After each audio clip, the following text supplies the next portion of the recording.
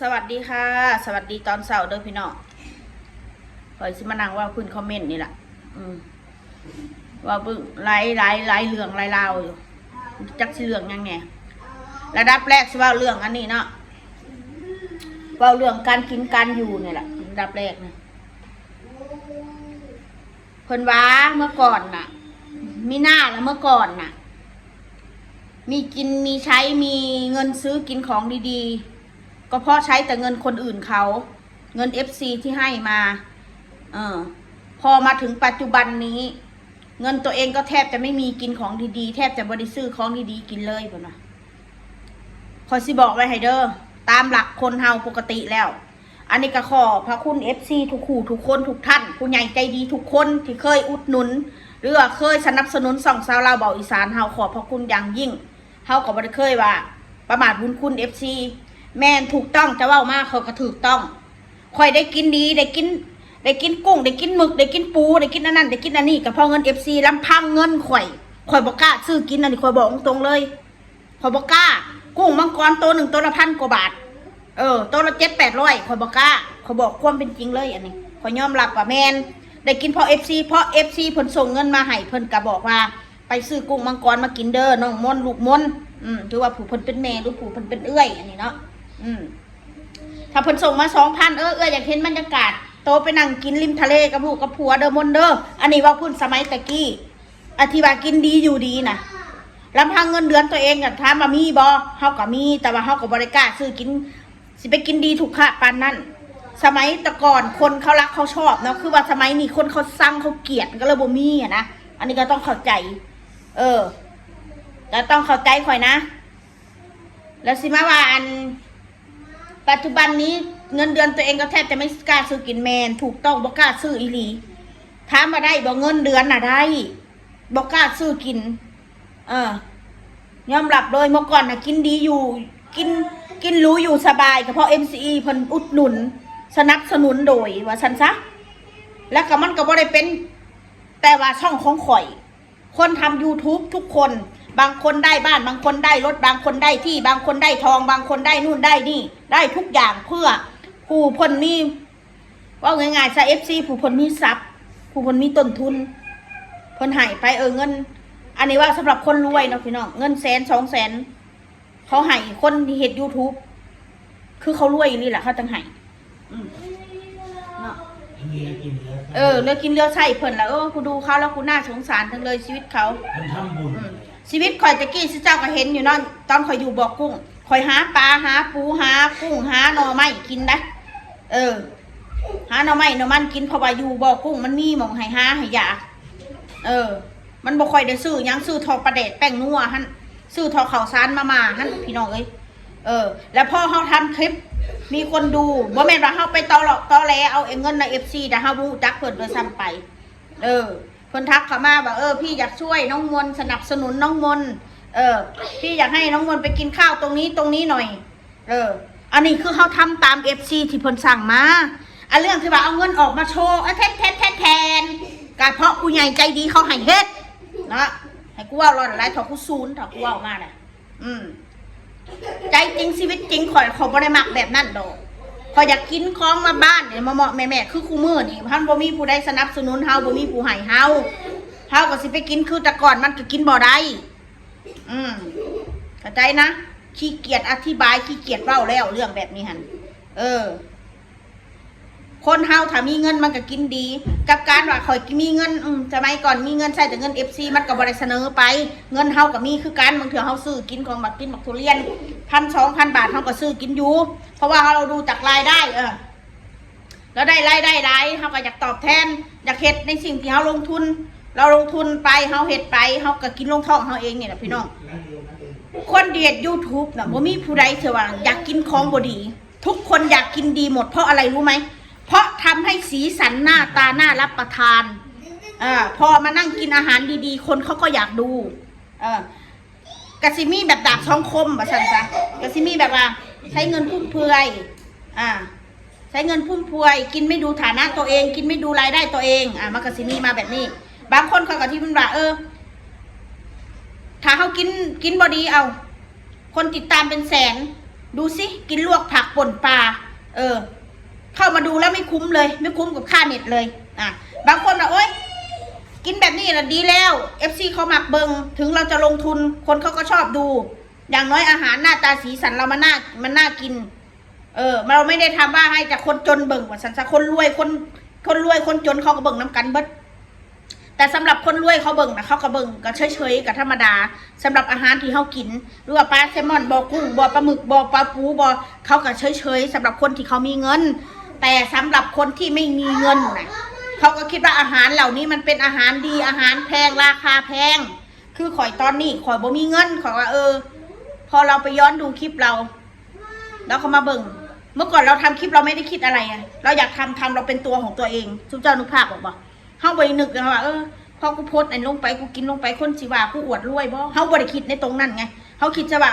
มีผู้รักผู้ใหญ่ให้เงินเฮามาเฮาก็กินพอเงินเดือนเฮาออกมามีสิทธิ์เฮาบ่มีเฮาอยากได้หยังมันบ่ได้มีหยังได้สิว่าซื้อได้ง่ายๆราคาง่ายๆก็มีแต่ทองแม่นบ่พี่น้องซื้อทองมาใส่สมัยนั้นทองก็10,000 กว่าบาท 25,000 สมัยน่ะสมัยเขาอยู่บ่อกุ้งนะ20,000เนาะ18,000สมัยน่ะเงินเดือนออกมา20,000 30,000มันบ่มีรายจ่ายยังน่ะเราก็ไปซื้อทองเดือนนี้ได้บาทนึงพอถัดเดือนที่2มากูจะเอาอีกบาทนึงกูก็เอาเส้นนี้ไปเทิร์นเอาเส้นนี้มันเป็นอันนั้นมนุษย์คนเฮาน่ะพี่น้องเพราะว่าเงินกินเงินอยากพวกเขามี FC เขาซัพพอร์ตเราอยู่แล้วเขาโอนมาให้10,000น้องมนต์อยากเฮ็ดยังเฮ็ดเด้ออยากกินยังกินเด้อพี่น้องปัจจุบันเพิ่นโอนมาเพิ่นให้เก็บไว้ซะบ่แล้วเพิ่นให้กินกุ้งเด้อปลาแซลมอนเด้อไปซื้อปลาแซลมอนมาซื้อกุ้งมาซื้ออันนั้นมาซื้ออันนี้มาเพิ่นในรุ่งในพัทยาไปซื้อมันว่าแม่นแบบการอวดหรือว่าเมื่อก่อนกับสมัยนี้แตกต่างกันมากใช่แตกต่างกันมากเพราะว่าสมัยนี้คือทุกคนเข้าใจแล้วทุกคนว่าโลกมันก็เปลี่ยนแปลงไปหลายอย่างหลายแนวสงครามเขาก็เกิดทุกคนต้องเซฟตัวเองคอยเข้าใจเบิดมันบ่มีผู้ใดสิมาให้เฮากินได้ตลอดดอกตนต้องเป็นที่พึ่งแห่งตน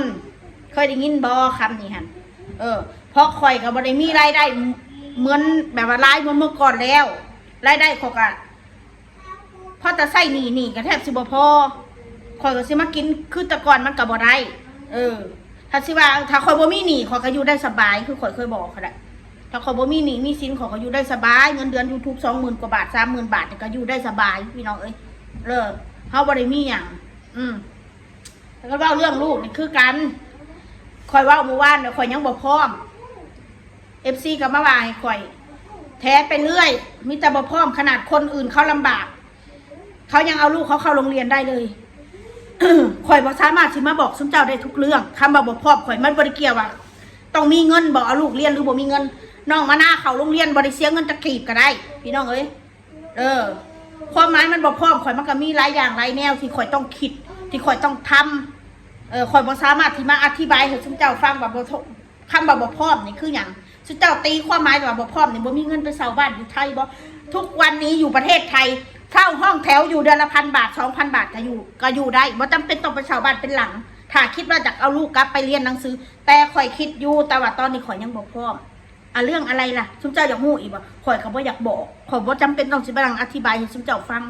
เข้าใจเนาะบางคนก็มาบอกว่าคนอื่นเขาลำบากล่ะสาวมน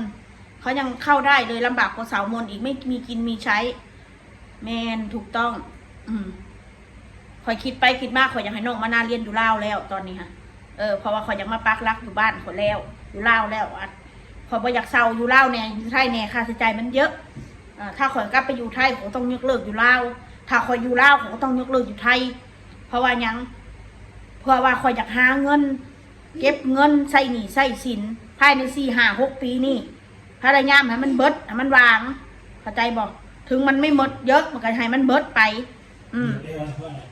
ชุบเจ้าต้องเข้าใจข่อยนำเรื่องนอกมาหน้าน่ะเขาหู้โตดีว่าลูกข่อยเป็นแนวใดเขาหู้โตดีและอีกอย่างการไปเรียนหนังสืออยู่ไทยชุบเจ้ามากดดันว่าบอกเอาลูกไปโรงเรียนบอกเอาลูกไปโรงเรียนพ่อข่อยเอาลูกข่อยไปโรงเรียนชุ่มช่องแสกับมาวุ่นวายน้ำลูกข่อยแม้แต่เขาอยู่ในห้องคุณครูถ่ายคลิปเขาเอาคลิปลูกเขาไปจังสั้นไปเปรียบเทียบว่าดูลูกมันแตกต่างกับคนอื่นนู่นนี่นั่น ถ้าคุณจุดประสงค์จริงที่แท้จริงน้องมะนาวเขาก็คนไทยสัญชาติไทย คุณไม่ควรไปยุ่งวุ่นวายกับเด็กที่โรงเรียน ถ้าอยากยุ่งวุ่นวายก็ให้ยุ่งวุ่นวายกับผู้ใหญ่ซะอย่าไปก้าวไก่เรื่องน้องมะนาวแล้วเอาเด็กคนอื่น แล้วมาเปรียบเทียบกับลูกข่อยไอ้พวกช่องแชร์น่ะซุเจ้าคิดว่ามันดีบ่ขอถามเนี่ยถ้าซุเจ้าเป็นผู้รักผู้ใหญ่นะมีภาระพอนะคือบ่บอกคือบ่เตือนเรื่องแบบนี้อย่าไปยุ่งกับลูกมันเลยจังสั้นจังซี่อยากยุ่งกับยุ่งกับกูนี่กับผัวกูนี่บ่ต้องเอาลูกกูไปข้องเกี่ยวหรือจะเข้าไปยุ่งวุ่นวายในห้องเรียนเขาดูมันทำปัญญาอ่อนดูสิเพื่อนทำแต่มันก็ไม่ทำตามดูสิดูลูกมันสิก็เด็กมันเป็นปัญญาอ่อนนั่นสู้แต่เขาสู้ว่าปัญญาอ่อนกับปัญญาอ่อนน้ำสู้อะไรสู้สิว่าในใดสะก็เด็กมันบ่เต็มสู้สิว่าในใดเด็กน้อยมันบ่เต็มร้อยท่าท่ายางของเรียนไปยุ่งวุ่นวายแม้แต่คุณครูเขาถ่ายคลิปอยู่ในกลุ่มนะก็ยังเอาออกมาได้คลิปในกลุ่มออกมาได้จังไหนเขายังงงอยู่บางเถอะคือเฮาเนี่ยFC บางแบบนี้ต้องแจ้งนะน้องงนนู่นนี่นั่นนะข่อยเป็นคนแบบอันได้ง่ายๆถ้าอันได้บ่ถึงข้อขาดบาดตายขนาดนั้นเฮาก็บ่อยากเฮ็ดหยังช่างหัวมันเถอะพอก็คือแบบคนที่มันเฮ็ดจะข่อยนะมันก็สิมีลูกคือกันนั่นแหละมันจะไปเอาเด็กปกติกับเด็กไม่ปกติมาเปรียบเทียบกันถ้ากูอยากเอาเด็กปกติกับบ่ปกติมาใส่กันเหมือนดูกูจะเบิ่งความแตกต่างของเด็กน้อยปกติกับบ่ปกตินี่มันสิแบบใดคนเด็กน้อยถึงเขาสิไม่ปกติแต่ความเก่งของเขามันก็มีไอ้คนที่ว่าปกติไอ้ความเก่งของมันกับบ่มีกูสิว่าจังซี่ซะเด็กน้อยแต่ละคนความเก่งแต่ละด้านนี่มันคนละอย่างกันความถนัดมันบ่คือกันบางคนเนี่ยโอ้ยเก่งภาษาอังกฤษเด็กน้อย2 ขวบ 3 ขวบก็สามารถพูดได้ภาษาอังกฤษอ่านได้เขียนได้ก็มีแต่อย่างอื่นทำไม่เป็นไม่รู้เรื่องเลยก็มีคือน้องมะนาวนี่เขารู้เรื่องยังว่าเขามักวาดรูปเขาวาดรูปเขาเนี่ยเขาเก่งในด้านนี้ก็คือเขาเก่งด้านนี้แต่ด้านที่สื่อสารกับผู้ใหญ่เขาก็ยังบ่เต็มร้อยเขาก็ต้องคอยเอาลูกคอยไว้น้ำข่อยนี่เพื่อยังสู้เจ้าหมู่ป่ะเพื่อยังเอาไว้ลูกน้ำข่อยนี่ก็เพื่อว่าให้เขาอยู่น้ำพ่อน้ำแม่ให้ใกล้ชิดพ่อชิดแม่อันนั้นเขาสอนได้เขาก็สอนสู้เจ้าเข้าใจบ่เรียนบอกให้ทำไมไม่สอนตัวเองก็ไก่ลูกทำไมจะไม่สอนสอนมันที่เขาสอนเขากับตั้งนั่นแหละเขาเป็นแบบนี้คอยปิวไปเอาละข้านอยากว่าเบิดละเด้อพี่น้องว่าสำนีแหละเมื่อเด็กขอโทษขออภัยที่ใส่อารมณ์มันโมโหมันเป็นยังหรอกบางเถื่อเขาอยากว่าอย่างให้เฮานี่เขาบุคิดเขาบุคิดบุการไกลเขาบุคิดความเป็นจริงแบบมันเป็นแนวนี้อยากเอาเป็นว่าเฮามีปัญหาอย่างอยากให้เฮามาเล่าให้ฟังมีปัญหาอย่างไรเราให้ฟังเจ้ามาซอยเรือไปสังข่อยขอทานเนี่ยให้กำลังใจกันพ่อขอแต่บ่ด่ากันบ่ว่าให้กันแนวใดบอดีกับตีเตือนกันไปเรื่องปกติก็อย่าสุดใส่คำรุนแรงหลายตีเตือนคนอื่นกันเขาบ่ได้ไปขอเจ้ากินนะคือว่าข่อยพ่อเมียข่อยขี้ข้านขี้เกียจนี่แหละเขาขี้เกียจเขาก็อยู่ของเขาได้จะสิมาว่าให้กันเห็นยังฟองแบบนี้สู้ดุสู้กระหาเรื่องครอบครัวสู้เองได้ล่ะมันไม่ได้เกี่ยวกับครอบครัวคนอื่นเอาไป